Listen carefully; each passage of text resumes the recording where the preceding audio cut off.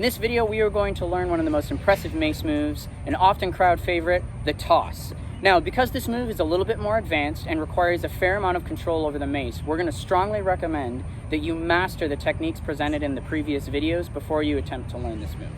So in this video, we're going to learn a single toss, and all that means is that the mace will rotate one time, a single time, in the air. And it looks something like this.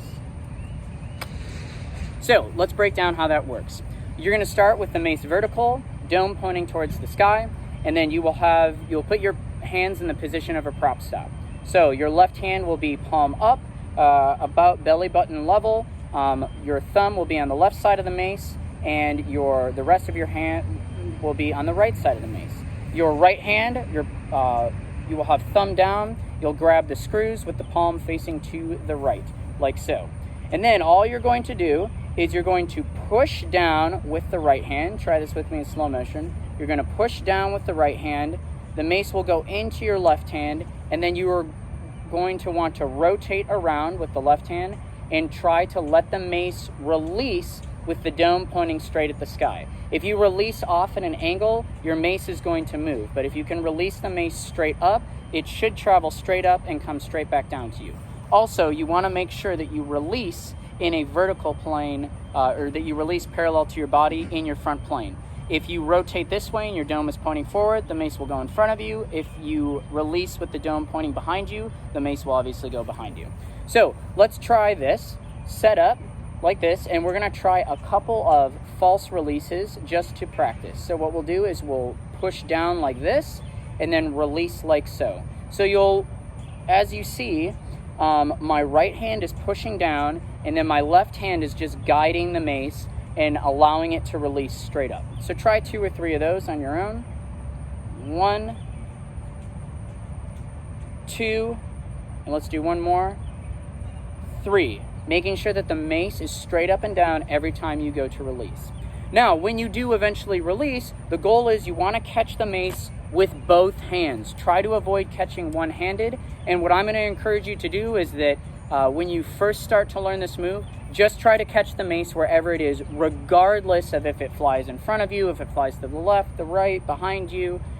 Really try to go and grab with 2 hands. So let's do this just as a little exercise. I just want you to toss the mace up in the air and grab it with 2 hands. And maybe you can toss it a little bit away from you. And let's do 3 of those. So 1, 2, 3. So it's really important that as you first learn how to toss, that you really try to grab with 2 hands, as this will help you get used to tracking the mace with your eyes and grabbing with 2 hands. All right, now that you've understood how to release and you've understood how to catch, let's try a toss. So you're going to set up here. We're in a prop stop position, dome pointing towards the sky, and we'll go 5, 6, 7, crank on 8, release on 1, and then catch on 2. 5, 6, 7, crank, release, catch, like so. So try a few more, pause the video, try a few more of those on your own. Great, hopefully you're having some accuracy with releasing and catching.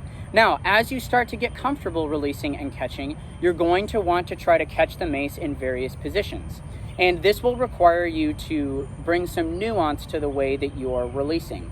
So when you're set up in this position, the left hand, the distance between your left hand and right hand, that will determine the height of your toss. So the closer your hands are together, the shorter the toss. The farther apart your hands are together, the higher the toss.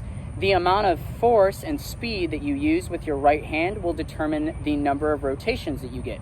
If you crank at a faster speed, you'll obviously get more rotations. If you crank with a slower speed, you'll get less rotations. So as you are practicing this and refining your toss, you want to try to catch in various positions. I think a great position to try to aim for is home. So you figure out how you need to spread your hands apart, how much you need to spread them apart, and what amount of force you need to use so that you can pop the mace up and catch it pretty much in home every time. Another great position is to try to catch the mace flat, like so. But for now, really work on being able to catch the mace in home 10 times out of 10. Now that you're getting comfortable with the single toss, let's talk about a variation of how to start the toss. So you'll notice that the hands are in the same position as they would be for a prop stop, but the dome is up. If we go to the prop stop position, we can initiate a toss from here, and with just slight modifications of the amount of right hand force, but the rest of the mechanics will be the same. So we could do this if we wanted to get back to home from this position. We could do a flick that would look something like this. We would push on 8, release, and then catch on 1. So it'd look like this: 5, 6, 7, 8, 1, and catch like so. Or if we wanted to do a single toss, we could give a little bit more push on 8 than we do when the dome is up, since the mace will have to travel slightly farther. We would release on count 1 and catch on count 2, and it might look something like this: 5, 6, 7, 8, 1, 2, and catching home just like that. Now you have 3 different variations of the toss: the normal one with the dome up, from the prop stop doing a flick into home, and you can do a single into home. So I suggest that you practice all those variations and see if you can get them 10 out of 10 every single time.